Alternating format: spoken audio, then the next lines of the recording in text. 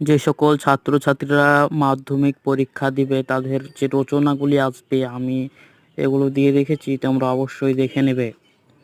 যেমন ডেঙ্গু প্রতিরোধ এসবগুলো আসতে পারে, যেমন আছে স্টুডেন্ট সপ্তাহ পালন, এগুলো অবশ্যই তোমরা ভালোভাবে প্র্যাকটিস করবে। তারপরে আছে যে রচনাগুলি অবশ্যই দেখে নেবে, যেমন পথ নিরাপত্তা, অন্যান্য সপ্তাহ পালন, এগুলি অবশ্যই ভালোভাবে দেখে নেবে, কারণ এগুলি তোমাদের আসলেই 5 নম্বরের হয়ে আসবে।